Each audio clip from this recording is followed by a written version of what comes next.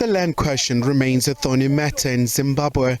Experts say government should ensure that people are well informed about major changes with respect to land ownership. How do you allow a situation where a section of the population of Zimbabwe got land for free, improvements thereon and everything?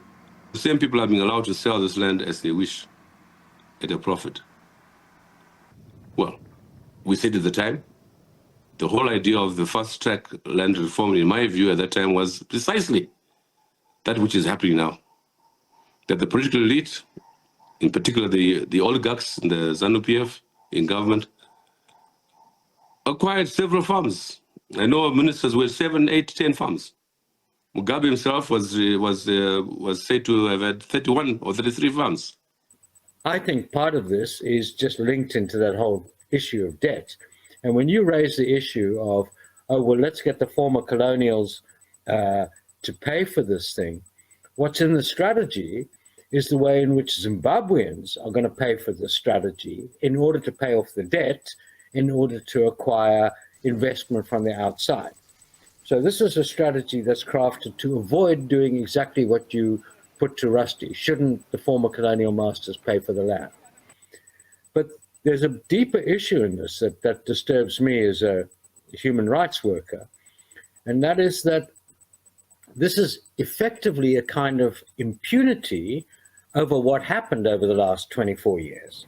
It's a long-standing issue that requires a delicate approach, as Zimbabwe is contending with a number of challenges.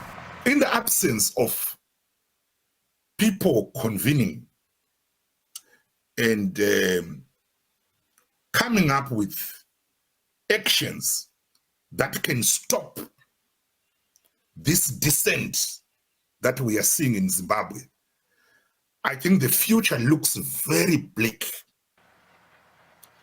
There is need for Zimbabwean people, the churches, civil society, the communities to come together.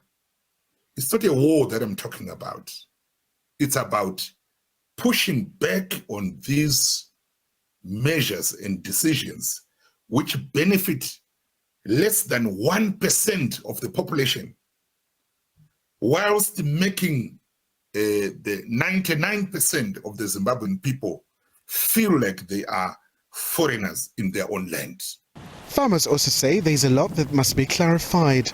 The issue is, if we're going to be agriculturally productive, we should be looking at introducing something like a land rent, which will vary agronomically on each agronomic zone as to what the land rent is. That way people will only rent or buy or have title for a land that they can afford and that they are using. You don't want someone with 4,000 acres and he's planting 10. And there are a lot of those. So let's have a look at that. The other thing is, we must look as to who buys the farm. Is he going to be resident on the farm, or is he going to be sitting in a ministerial office? That is a major issue. If he's going to be sitting in the ministerial office, who's going to run the farm? So the first thing any land audit or any audit should be done is on the productivity of the A2s in particular for the last 10 years, 20 years. One thing for sure is that land is a very emotive issue, and even neighboring countries are battling with this matter as they seek to transform. Khumalo, SABC News, Johannesburg.